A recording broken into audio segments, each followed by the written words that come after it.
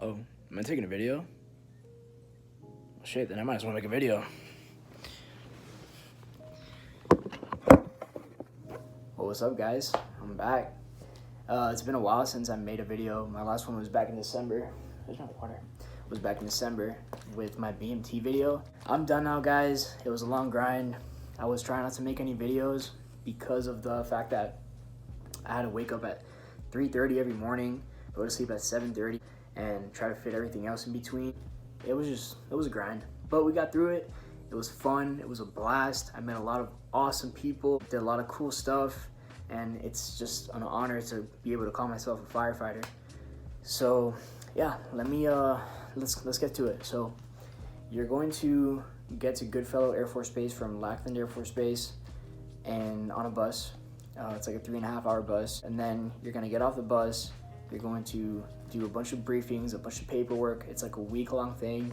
You're gonna meet the commander. You're gonna get familiar with the base. From there, you're going to wait for your class day. In the meantime, while you're waiting for your class day, you're not doing much. You're waking up like at 6. You're in a casual status. That's the status that they put people in that just get there, people that are undergoing investigation, people that fell out of the academy, or people that have graduated the academy and are just waiting for orders. If you meet people that fell out of the academy, I wouldn't say stay away from them, but I will say just be cautious on what comes out of their mouth, because they tend to typically give you, pick one. They typically will say negative things to you and try to bring you down with them.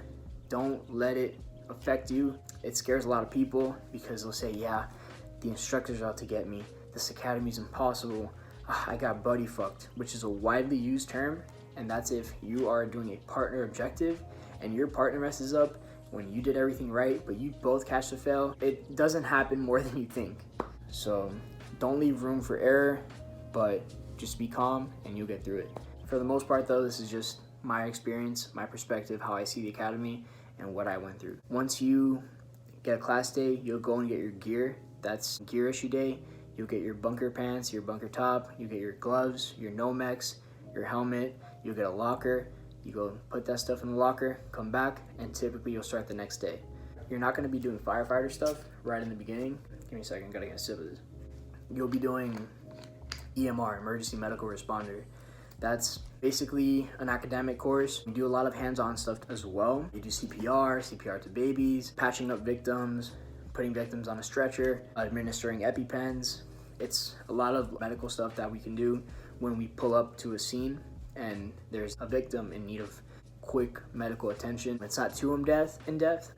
It's still something you want to pay attention to because we do learn a lot about anatomy. You learn about the heart, the lungs, nervous system, all those things, types of burns, what to do to a patient that's overdosed, how to handle children, how to handle it as opposed to handling adults. And then you take one final EMR test at the end, which is supposedly what they say. It's a hard test to pass.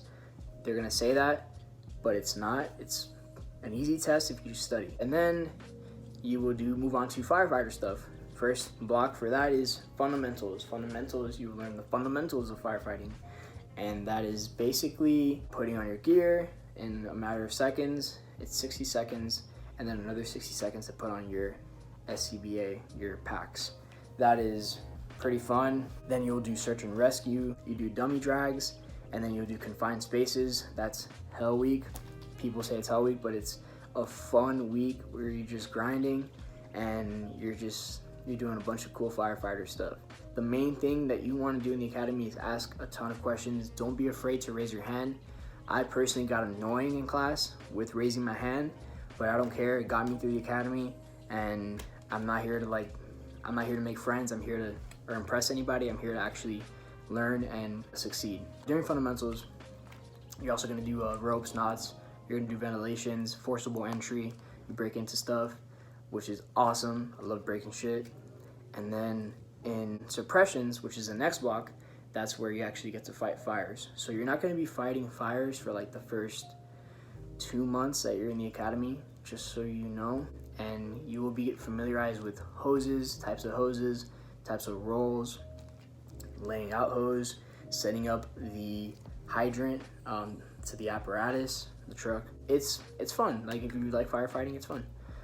and then you'll fight fires. You will do a interior fire, above and below grade, and you'll also do vehicle fires, dumpster fires.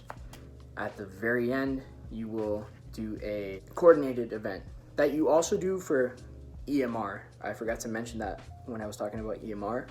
It's basically a coordinated event where you put everything that you've learned in the class together. It's like a mock call. So we have a patient that's having trouble breathing, blah, blah, blah. For coordinated, it's, we have a fire on the side of this building, on that building, respond. So that was fun, and we do one last burn for that, and we also perform search and rescue for that one. Moving on from suppressions, we are going to hazmat, hazardous materials. So hazmat is just a classwork. You do classwork the whole time except for one day. You will be outside in bunker gear doing a hazmat operation. Like, you're not a hazmat technician, but you know the necessary steps to take into not necessarily combating the incident, but avoiding it and evacuating people. And then the hazmat technicians will handle that. I won't be a hazmat tech until I get that training, so, but you don't get it in the academy. From there, it's airport rescue firefighting. That's after hazmat. And airport rescue firefighting is the last block you do in the academy. It's very fun. You're learning a lot about airports. You're learning about airplanes. It's a different type of fire. It's a different, it's not the same as structural firefighting, but it's similar in a way. For me, that was like the funnest and easiest block because I just loved it so much. I love aviation, and there's nothing cooler than fighting a fire that's on a plane. We do an interior fire for that. We do an exterior fire. We do C-130 search and rescue. So you're actually going inside a C-130 aircraft with patients inside. You're learning how to shut down the engines, shut down the entire plane, and you're extracting victims from the plane. It's all smoked up. It's hard to see. You got to be communicating with your partner. So fun. And that's pretty much it. I didn't speak about the tests for each block, so let me give you just for EMR. You will be doing one CPR test the day after you start because you have to get your CPR certification right off the bat. It's an open book test pretty much. It's not that hard. And then you will be doing a emergency, and then you'll be doing your actual EMR test at the end of the block. Block 2, which was fundamentals, you would be doing 3 tests. Just study for those tests, read the packets. The instructors will emphasize the things that are important for you to learn, and they'll repeat it over and over again. So you hear them repeating stuff. This goes for any block. Just keep in mind, like, it's something important, and you might want to note that down for the test. For suppressions, there's 2 tests. Those, in my opinion, were the hardest tests. I mean, I don't think the tests in the academy were that hard, but they were the hardest tests, I guess. They weren't hard tests, but they were the hardest tests. Even harder than EMR. For hazmat, you have another 3 tests, and then for airport rescue firefighting, you have 1 test. For me, the easiest tests were hazmat. Super easy. Just study, grind it out. It's only 4 months. As far as the area goes, San Angelo, not the best area, but not the worst either. Like, it's not as bad as I thought it was gonna be. People there think it's bad. I'm from Miami, big city. For me, I found plenty to do. As far as like the coronavirus, how that affected us, it basically we couldn't leave base, so it restricted us to base for the last month that I was there. People that are coming in now from BMT are being quarantined for 14 days. If anybody in any class is sick, they will also be quarantined. The whole class will be quarantined, actually. I was also affected by getting my duty station switched from Korea. So originally I was supposed to go to Korea, Kunsan Air Force Base, and I got orders now to Malmstrom Air Force Base here in Montana. I literally just got here yesterday. It's super unpredictable. You never know what's gonna happen. And I think that's what's pretty cool about the military in general. Like, you're in it for the ride. And that's it. So now that I have a bunch of time on my hands, I'm done with the academy. I'm just gonna be working. I'm gonna be operational now. I work 48 on and 48 off. I can cater to, any questions that you may have. I can make videos. I'll definitely be accepting any suggestions, and I would love to hear some feedback. If you're looking into joining the military, go watch my BMT video if you're going Air Force. Keep in mind, this fire academy isn't just Air Force. It's Air Force, Marine, Navy, it's every branch. Coast Guard, Army. This goes out for you guys too. Rule-wise, each branch has their own set of rules, but academy life, it's all the same.